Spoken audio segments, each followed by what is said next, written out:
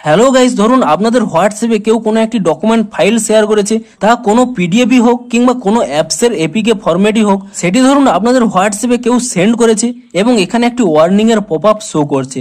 তো এই মুহূর্তে আপনাদের কি করণীয় রয়েছে কিংবা এরকম ওয়ার্নিং কেন শো করছে তা জানার জন্য আজকের এই ভিডিওটি আপনারা দেখতে থাকুন।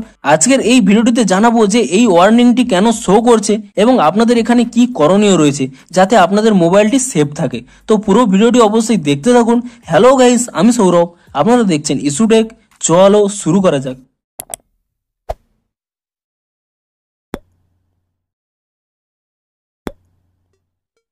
ভিডিওটির শুরুতেই জানিয়ে দিই, আপনাদের যদি এই ভিডিওটি একটু হেল্পফুল বলে মনে হয় অবশ্যই একটি লাইক করে দিন। আর এই চ্যানেল যদি আজই নতুন এসে দেখেন, এখনই চ্যানেলটিকে সাবস্ক্রাইব করে রাখুন, কারণ হোয়াটসঅ্যাপে যে কোনো নতুন আপডেট এলে কিংবা হোয়াটসঅ্যাপে যে কোনো নতুন সমস্যা দেখা দিলে তার সমাধানের ভিডিও কিন্তু আপনারা অবশ্যই এই চ্যানেলে পেয়ে যাবেন। তাই জন্য অবশ্যই চ্যানেলটিকে এখনই সাবস্ক্রাইব করে রাখুন। তো চলুন এবারে মেন ভিডিওটি শুরু করা যাক।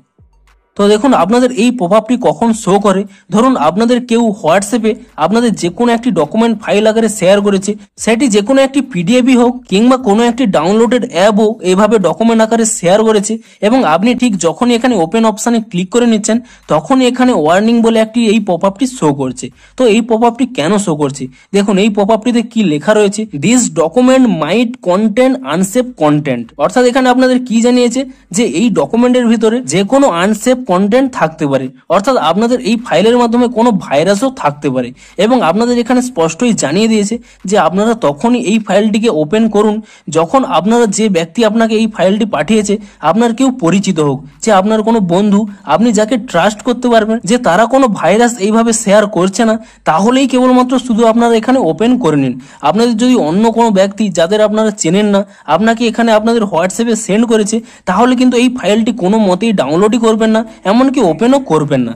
এবং আপনাদের যদি কোনো বন্ধুও সেন্ড করে থাকে তখনও এটি কখন শো করে, ধরুন যে কোনো একটি এপিকে ফাইল যা গুগল প্লে স্টোরে নেই, এমন কোনো একটি এপিকে ফাইল, কোনো একটি অ্যাপসের এপিকে ফাইল তা কেউ ডাউনলোড করে আপনাদের শেয়ার করেছে কিংবা কোনো একটি পিডিএফ যাও কিন্তু ইললিগাল, সেই পিডিএফটি গুগল থেকে ডাউনলোড করে আপনাকে শেয়ার করেছে, সেই ক্ষেত্রেও কিন্তু এরকম একটি পপআপ শো করে। আপনাদের কি করণীয় রয়েছে, আপনাদের যদি কোনো চেনা জানা কেউ আপনাদের সেন্ড করে থাকে এবং আপনি শিওর জানেন যে এই অ্যাপটির দ্বারা কিংবা এই পিডিএফ এর দ্বারা কোনো আপনাদের ভাইরাস আপনাদের মোবাইলে আসবে না, তখনই কিন্তু আপনারা এটিকে ওপেন করতে পারেন। কিন্তু আপনাদের যদি অজানা কেউ শেয়ার করে আপনারা কিন্তু এটি ওপেন করবেন না। এমনকি আমি বলবো আপনাদের যদি কোনো বন্ধু বান্ধবও যদি শেয়ার করে কিংবা আপনাদের যদি চেনা জানাও কেউ শেয়ার করে, তবুও কিন্তু আপনাদের উচিত আপনাদের এই ফাইলটি কিন্তু ওপেন না করার, তবেই কিন্তু আপনাদের মোবাইলটি সেফ থাকবে।